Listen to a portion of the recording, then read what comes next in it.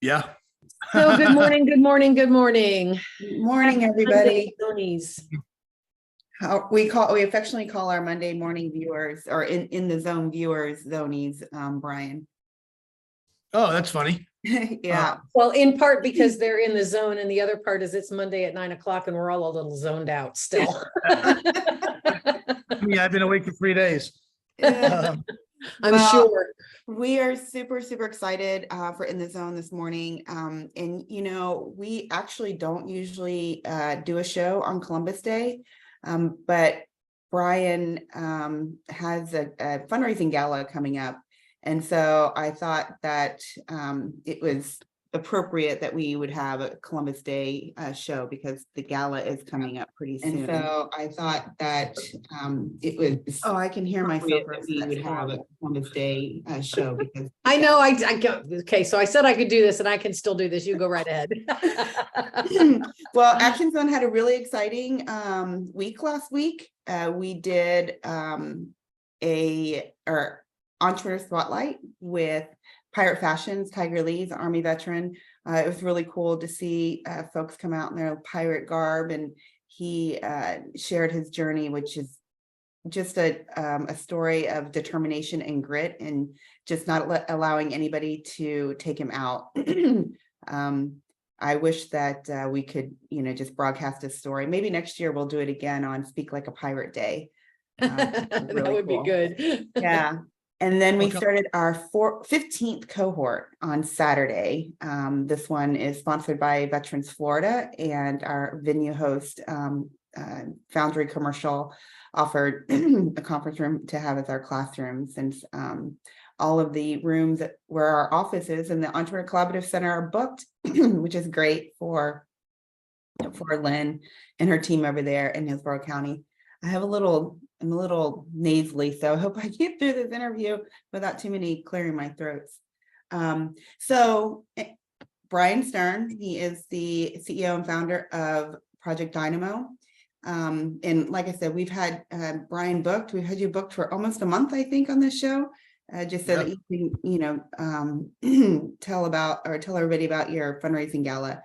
But before we get into the nitty gritty and talk about your upcoming operation, why don't you tell our audience a little bit about you and Project Dynamo, and then we'll talk about the gala. Sure. So I'm Brian Stern. I lead an outfit called Project Dynamo. We're a veteran-led, donor-funded international rescue organization. We started in August 2021 in response to the failed evacuation of Afghanistan, and then expanded into Ukraine, expanded again into Sudan, expanded again into domestic stuff with Hurricane Ian. We just did, and we also did Maui and a couple of other weird places just for fun. In 2 years, just over 2 years, we've done 597 missions, and we've rescued just under 6,500 people. For perspective, 597 missions. SOCOM did last year. SOCOM did 3. So the battle rhythm that we have is extreme.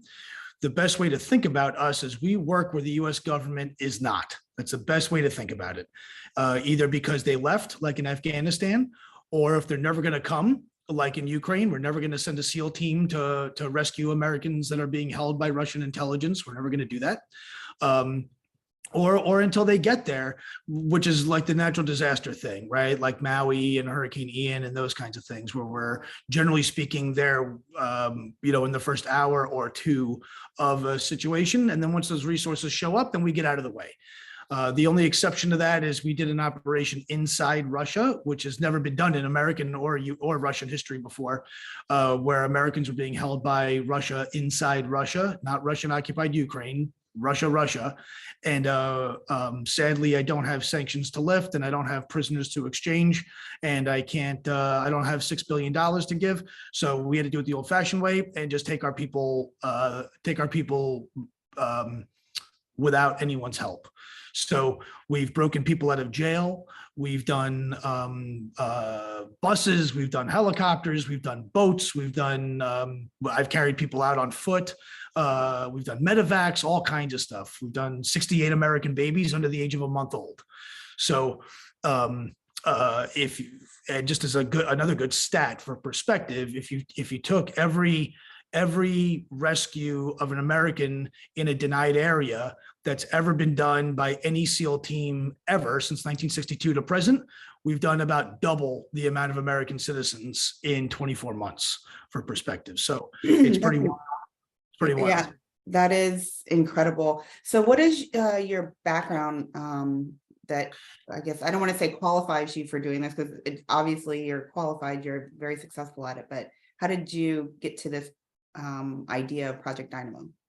Yeah, I started off life in the Army and then found myself in the Navy, and somewhere in there I worked for the government as a civilian too. I came in under Bill Clinton, so I'm by military standards, I'm a geriatric. I was a 9/11 first responder. I was an E4 on the morning of 9/11, working in New York City, right in the World Trade Center kind of complex. And I was in between. I was in the plaza when Tower 2 was hit, for perspective. So, and my so I started off as an infantry guy for like a minute and a half. I don't even claim it. I'm like an infantry school graduate who then went on to other things in the intelligence community. And my specialty, I've bounced between the national level intelligence community world and the dark side of special operations. I kind of pivoted between both of those. And my staff time, I was the J2X. I was the head of CI and human here in Tampa at SOCCENT during the fall of Yemen and the rise of ISIS. So I tell everyone we gave you job security for a lot of years, for all the contractors out there. But my specialty has always been doing weird things in weird places, not just rescues, but building infrastructure, developing sources and assets in places that are hard to develop sources and assets. I'm a counterintelligence guy by trade, who's also a human intelligence guy, but I'm like 99% a CI guy. I'm dual qual, but in my core, I'm a CI guy much more than a human guy. It's a real passion, as a CI guy. I'm a big believer in innate ability. I tell everybody that wants to go into this field, you go to the schoolhouse to learn the report format. If you're good, you're born this way, and or develop this way, and then you go to the schoolhouse to kind of refine your skills a little bit to sharpen the tools that you already have. So I've worked in 68 countries. I've worked all over the world, all over Latin America, all over Europe, all over Africa, Middle East, of course. Been to Afghanistan a lot. Worked the invasion of Afghanistan. Worked the invasion of Iraq. And kind of done a lot of different kinds of weird things. So from a career perspective, just had a really, really, really all over the place kind of a career that was a blast. A lot of guys, or men and women, they have, over the span of 20 years, they've got, 4 or 5 or 6 maybe different PCS billets, where it's kind of, you're on a SEAL team and you're on the rotation and you're doing the thing. The way my career took me, I didn't really do that. I was very much threat-based. So it's very dynamic. I had a very dynamic career. I was a task force commander in Afghanistan in 2011. I was the only Navy guy in charge of some Army dudes, some Marines, and a bunch of civilians. Like, never happens as a junior officer, with a very, very long. I guess your time in the Army, you learned to say "hua," so it might have, that might have been able to communicate a little bit, right? It's a big part of my of why I've had such a good career, is because I speak Army, I speak Marine, I speak Navy, I speak SOF, I speak Capitol Hill, I speak business, I speak culture, different cultures. I've always been, I grew up in New York in a real melting pot. So I'm completely at home around people who don't speak like us or look like us or act like us. It's very normal to me. You know, I'm not from Wallacoochee, Mississippi. I grew up right near the United Nations when Yeah. literally right near the United Nations. So, That's wonderful. That's fascinating. So let's talk a little bit about the launch of Project Dynamo and that entrepreneurial journey, because we have a lot of members that come through our cohort program through, for Action Zone, where they want to start either a for-profit, but many want to start a nonprofit. And what we, we've heard, well, I'm running a nonprofit, I'm not in it for the money, but at the end of the day, a business is a business, whether it's, a for-profit, not for profit. Had you ever had a business before? Yeah. Okay. What Yeah. tell us about that? I've owned and operated a number of businesses, and I'm a partner in a number of businesses right now. Dynamo is takes about 20 hours of my day every day. And I was forward deployed basically for 19 months, pretty much the whole time. So business took a back seat. We, as a nonprofit, I'm new to the nonprofit space. I'm a novice. I'm learning. I make mistakes every single day. Right now, if you go to my website, projectdynamo.org, and you go to donate, you'll see my donate page is screwed up as I talk to you right now. So, which is kind of what I love about it, right? It's a whole new experience. It's a whole different can of worms. It's a lot of similarities, of course, but as an example, I've never worked with volunteers before. I've never had that. Everywhere I've worked was actually cash fat. The units that I've been in had no budgets, some or seemingly no budgets. Maybe there was a bottom, but we never found it. So I've never, even in my business life, when people would come as doing consulting and helping people out with their problems, they came with resources. My clientele were always high net worth individuals. That's why they could afford me. It was never, I never had to beg for money or dance on the table to make a buck. Never had to do that. Well, Rose and I whole new world out there, isn't it?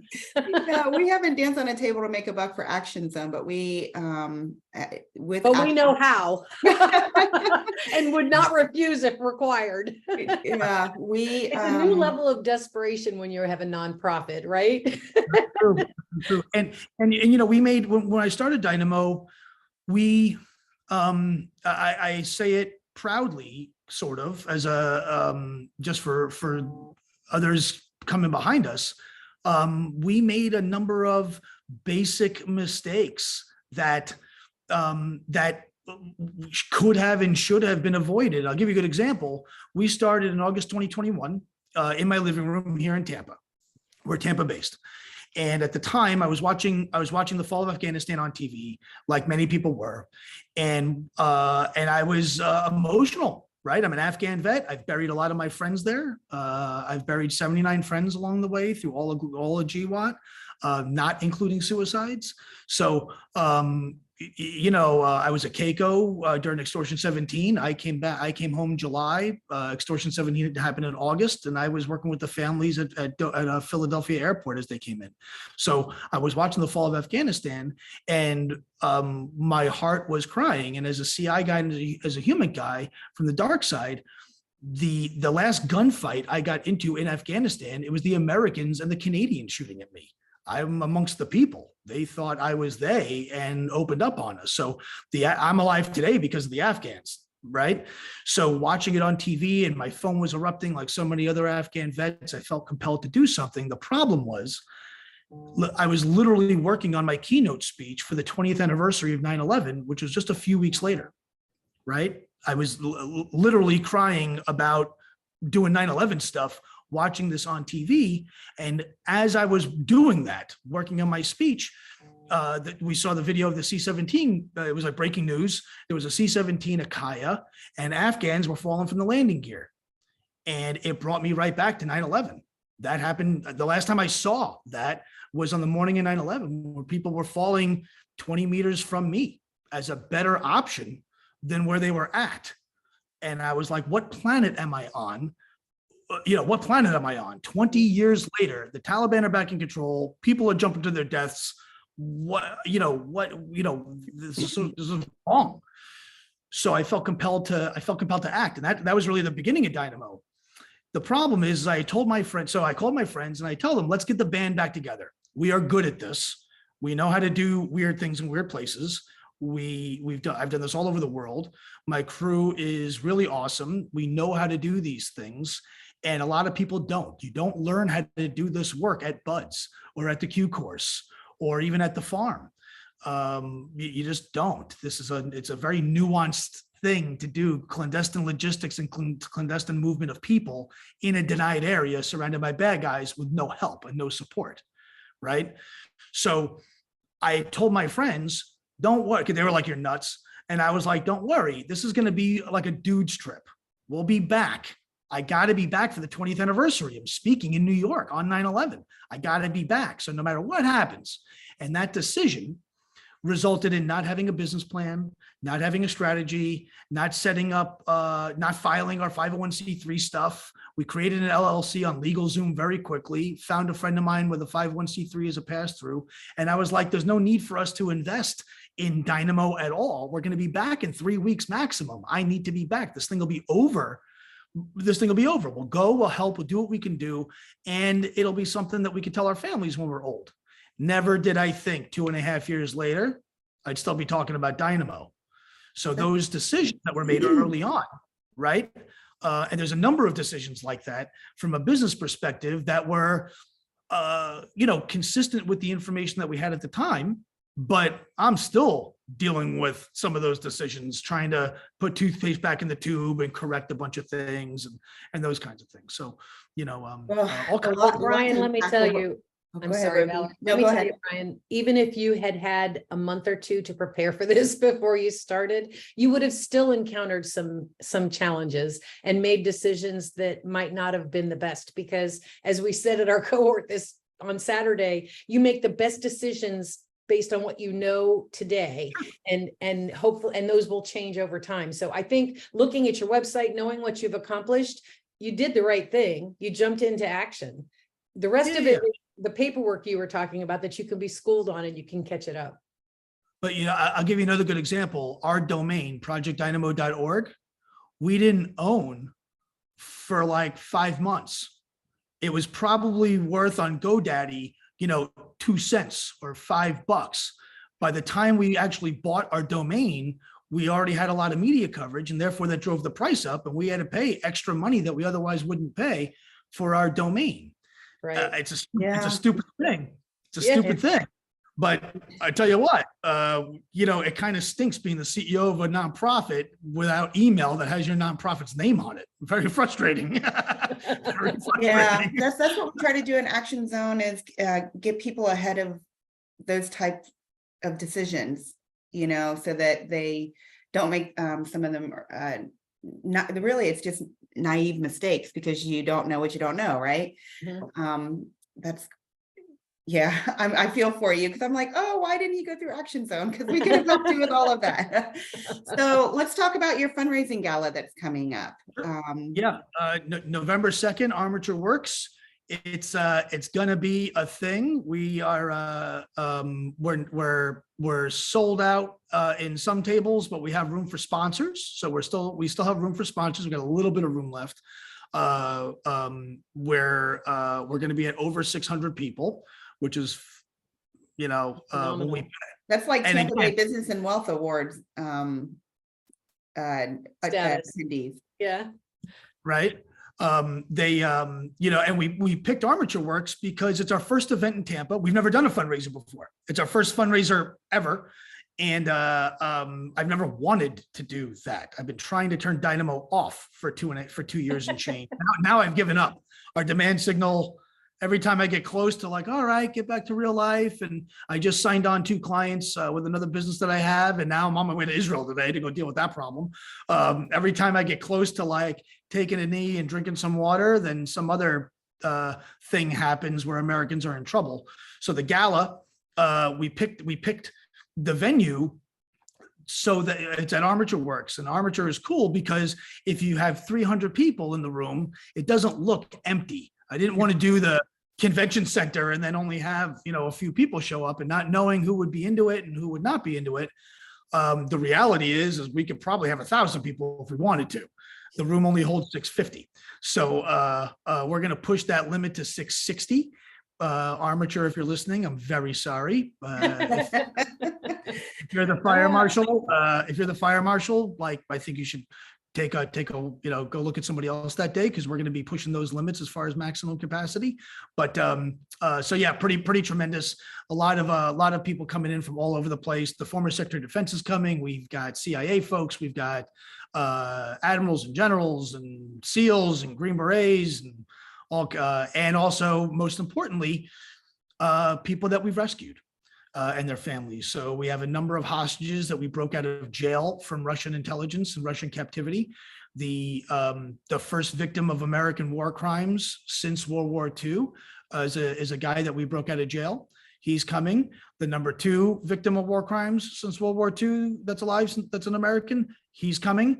And a number of other families that we've got now from different places and different operations and different kinds of things. So I'm so devastated because I thought I was available to attend, and I'm going to be Rosie and I will be out of town. We are teaching a workshop to women veterans in Miami for entrepreneurial mindset. So we'll make the next one. So since you mentioned Israel, kind of walk us through this next operation that you're organizing and launching, so that the audience can kind of get an idea of how much goes into the work that you do, and then we'll go into maybe how they can help.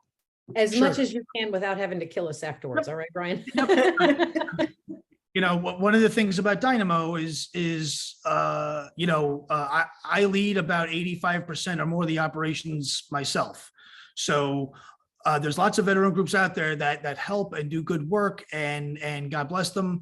There's a lot of dirtbag veteran organizations out there that are just money making machines that don't actually do much, although they've got good ratings on GuideStar because they cook the books and some of those things. We're not that. We do the ops ourselves. So if you do a Google image search of Project Dynamo, all you'll see is pictures of my potato head and all these crappy countries doing all kinds of crazy things with people that we've rescued. So we put our own skin in the game, which is strange. We're currently active in every COCOM. I have ops in Southcom, PACOM, Indo-PACOM, CENTCOM, and EUCOM right now, and AFRICOM. So there's only 2 commands that really run that way, SOCOM and JSOC, and we're kind of, that's our competition. Although we don't compete with them, obviously we can't.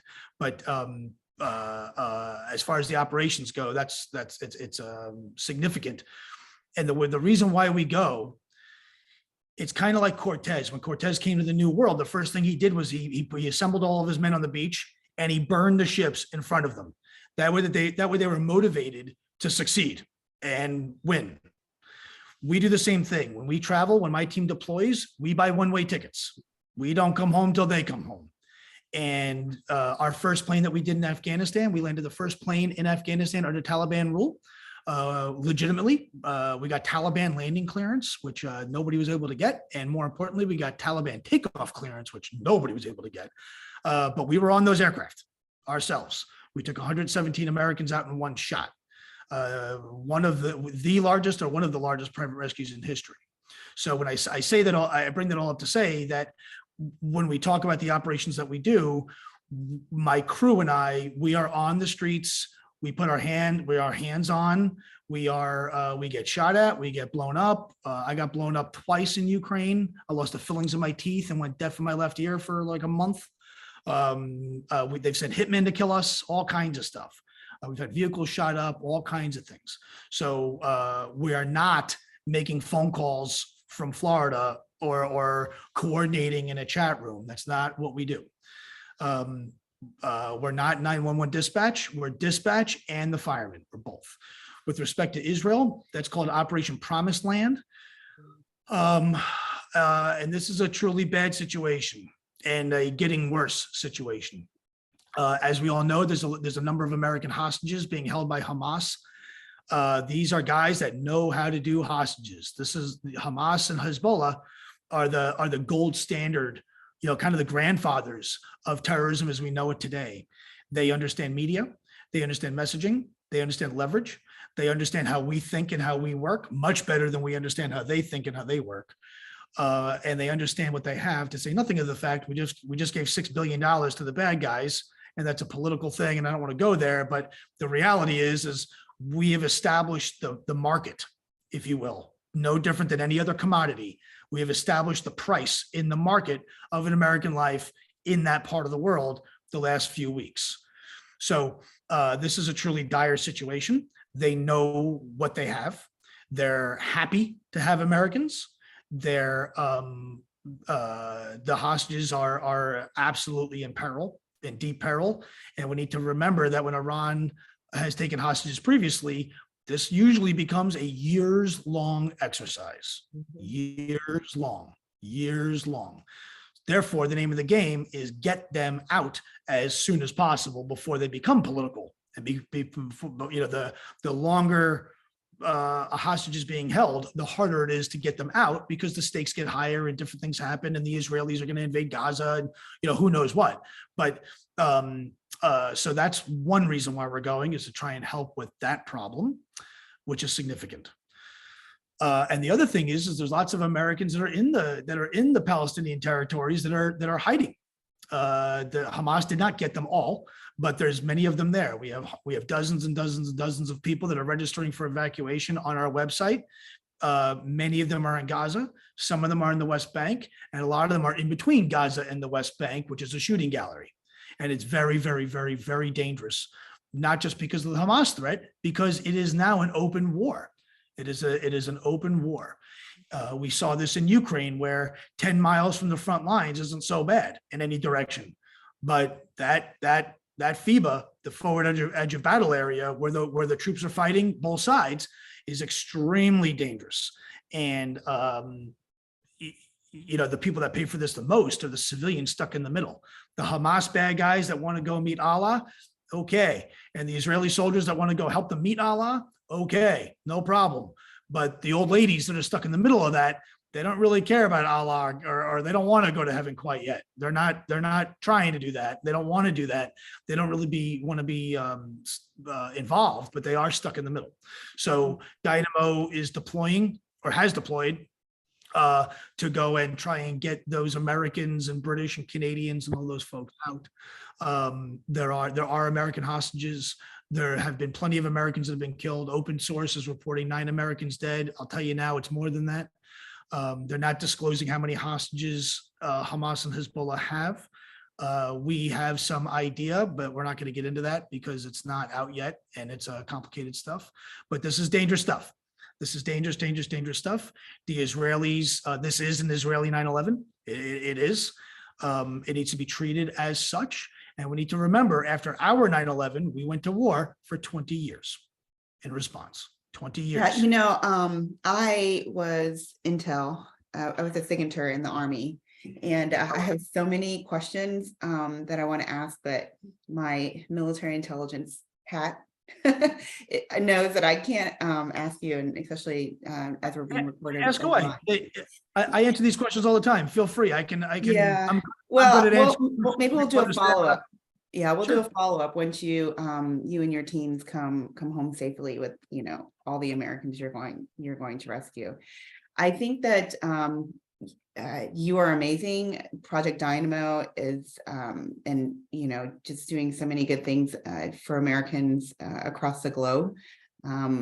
We all sat on our couches. This is modern day history, watching the fall of Afghanistan, and if you connect it to similar situations throughout our history, it's just very sad.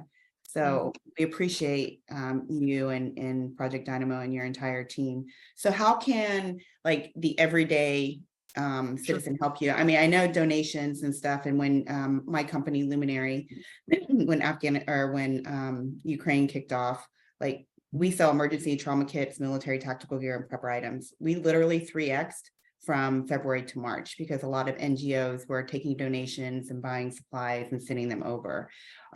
What can our viewers and beyond do to help with what you guys are currently doing? Sure. Right now, as far as the Israeli operation Promised Land, what we call Promised Land, the number one thing is if you have friends or family who are stuck, register them on the website. It is incredibly hard, right? Incredibly hard to go rescue someone when you don't know where they are, right? Or at least where they were, at the very least. Imagine calling 911 saying my house is on fire and they ask you what's your address and you say, I don't know. Makes it a little difficult. So, right? are you suggesting that they register them whether or not they need immediate extraction? If you're an American and you're in Israel and you're in a dangerous spot and things are falling from the sky on top of you, register. If you can get out safely, go. We don't charge people money. We're a nonprofit. So I don't get commission based on how many people we rescue. So by all means, if you have a safe way of getting out, do it and do not wait. This will get worse. This is going to get much worse before it gets much better. So you can register on our portal. If you go to projectdynamo.org, there's a big fat button that says request evacuation. Push the button, follow the instructions. I tell everyone we're the world's worst tourist agency, right? I promise you're going to travel. I don't know how and I don't know when, and it'll probably be pretty crummy accommodations, but we'll get you out. So we have my team of case managers who are really the unsung heroes of Dynamo. They're the backbone. There are a lot of Blue Star moms but we have everybody. We have all kinds of folks. They take that intake and process it and help me and the ops team figure out where we need to go and where we need to spend our ammo. So that's number one is please, if you're in need, don't send us an email and say, my friend is in Tel Aviv, they're in trouble, can you help me? Don't do that. Go to the website, go to the portal, fill it out, and it goes to a whole team of people, and very quickly we jump all over it, usually in minutes. That's number one. Number two is donate. We're looking for companies in Tampa to partner with and sponsor with, to partner and all that good stuff. I will send anyone my logo to put on their website. Please do. If you have a business that can do a roundup for Dynamo, reach out. The answer is yes. If you own a car dealership and you want to put a Dynamo sticker on every car that you sell, the answer is yes. We need help, and right now we're a grassroots organization. From Israel, this is planes and boats to Cyprus. There's expensive stuff. The boats do not pay for themselves. The helicopters do not fly themselves. Airplanes don't fill their gas tanks up for free. None of those things work like that. So we need corporate sponsorship. We need partners, co-branding, whatever you want. We can make anything happen. We've literally taken companies' logos, put them on Ukrainian artillery, and dropped them on Russians for CEOs' birthdays at their request, literally. So there's no limit to what we can play with whatever your business is. And the last thing is follow us on social media and share. Media and social media is how we raise our money, because we don't have any foundations. The Home Depot Foundation doesn't help us at all. The US government gives us absolutely nothing. We don't even get a thank you note. Nothing. And you're talking to a guy who has gone behind enemy lines, nose to nose with Russian intelligence, and broken Americans out of jail. In uniform, they'd be like throwing silver stars at my team, right? We can't even get a thank you note. So, and that's not why we do it. The deed is all, not the glory. That's okay. But we do need people's help. So on social media, which is a big way that we raise money, follow us, like us, share on every platform you got. We've got, I got a whole crew that does all that stuff. I'm like a techno moron. I don't know how to do that sort of thing. I had to figure out how to get into this phone call today. But we spend a lot of time and energy trying to spread awareness, spread the word, and raise money. And we have active operations in every COCOM right now. I have operations going on in Latin America. I have for Americans. I have operations going on in Europe. I have operations going on in Africa. I have operations going on in the Middle East, of course, and also here in North America. In North America too, we have some things going on. Well, I hope that because this is at 9 a.m. on Monday mornings, a lot of our viewing happens, at lunchtime or later.